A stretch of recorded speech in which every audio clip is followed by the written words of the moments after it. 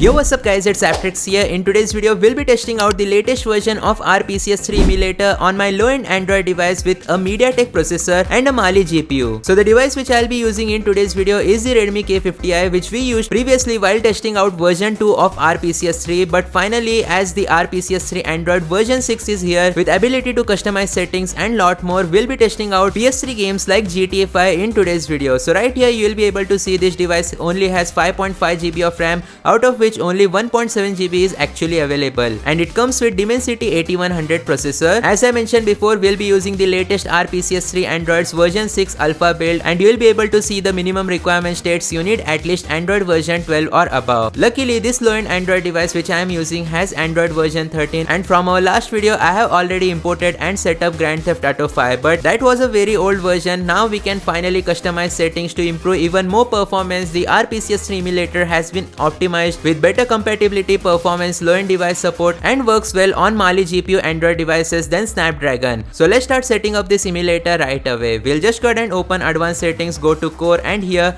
PPU decoder, set it to recompiler. Scroll down till you find the preferred SPU threads and make sure to set it to 2. Also make sure to set the SPU block size to safe, and that's about it in the core settings. Afterwards you'll need to go to video, go to Vulkan, and here go to custom drivers and make sure to enable turbo modes, which theoretically should provide us with better performance. Afterwards, in terms of renderer, make sure to always choose Vulkan. Resolution, downscale it so that we get the best amount of performance possible. We'll go with 720 by 480 resolution, so basically 480p resolution. Afterwards, scroll down, make sure to set the shader precision as low. Shader mode, you can set it to asynchronous with shader interpreter. Afterwards, enable write color buffers and read color buffers if you are testing out games like God of War, but in today's video we'll disable these two options because we'll be testing out only Grand Theft Auto 5. Stretch to display area, make sure to enable this option. By the way, if GTA 5 doesn't work, we'll be testing out Dragon Ball. So hope you guys watch the video till the end. I am very excited to see how well does RPCS3 Android work now that it is way more optimized in the version 6. Anyways, we also get the internet option now, so you can enable internet if you want to, but for today's video we'll keep it disconnected. We also have save state options as well as system configurations, but we don't need to change anything else. We'll just go ahead and go back and start testing out our GTA 5 right away on our low-end Mali GPU Android device. So the device which I am using has a Mali G610 GPU, which in my opinion is a really good GPU, but unfortunately this Redmi K50i only has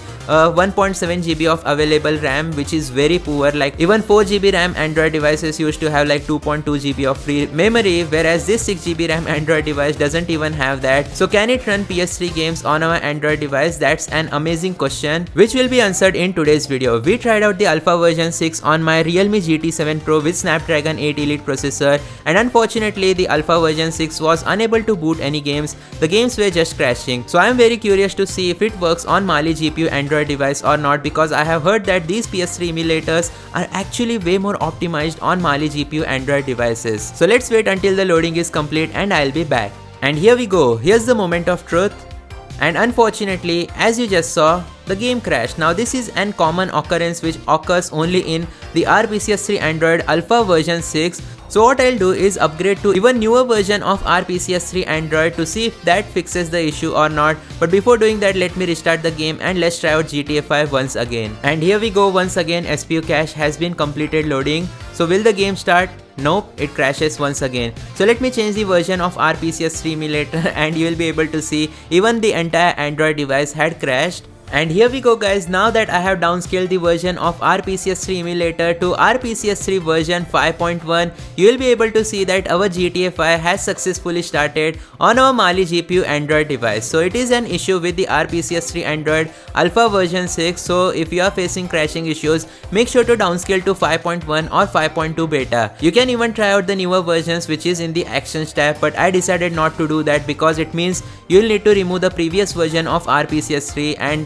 you will have to import your games again and load all the shader cache etc, which takes literally hours on low-end Android devices, especially with less RAM. We are still trying a newer version of RPCS3 Android by the way, and as you guys can see, our game has successfully started.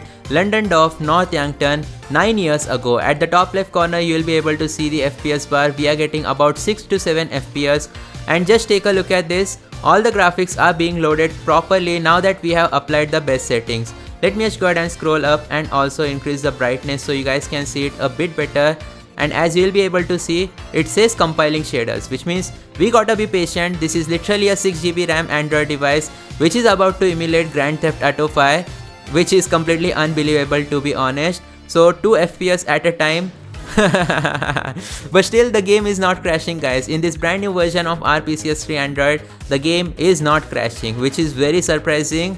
So 1 frame at a time it seems at the top left corner, 2 FPS, and okay, the game froze guys. Unfortunately the game crashed. Let's try reopening it because once again the new shaders will be compiled, etc. So it will be much faster than before. And here we go, once again the game begins, and this time hopefully the shaders will be compiled, so the cutscene will be much faster, as you'll be able to see right now. Even though it is still running at 10 to 12 FPS now instead of the 2 FPS which it was running previously at. And now you'll be able to see the cutscenes are going forward much faster than before. The audio output is a complete mess though. I have turned off my audio output and you will be able to see everything is lagging quite a lot, which means that my device might not be capable enough to run this game because of its insufficient memory. Though at least GTA 5 boots, and as you guys can see, it crashed once again. In my next RPCS3 low-end Android device video, I'll be testing out God of War 3. So as I promised, GTA 5 did not work. We'll be moving forward to another game which is going to be Dragon Ball. So I want to see how well does this PS3 game work on my Android device, because obviously not all high-end PS3 games will work.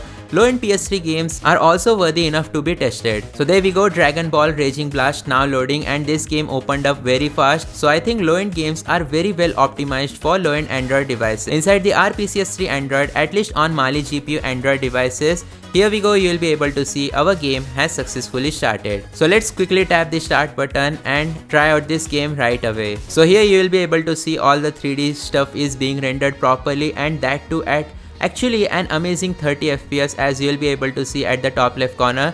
20 to 30 FPS, not bad at all.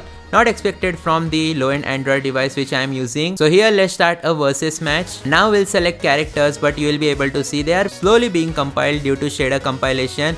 I'll just go ahead and spam the X button. I want to give a positive conclusion that if high-end games do not work, that doesn't mean that any game will not work. The processor in this device is really amazing, and RPCS3 is definitely more optimized on Mali GPU Android devices compared to Snapdragons. As you guys can see, once the shader compilation is over, our match begins. So you'll be able to see we are able to play an actual PS3 game on our Android devices inside the RPCS3 emulator on my low-end Android device. But unfortunately the touch controls are a bit mess, because you'll be able to see whenever I'm trying to press this button, the right analog stick gets triggered.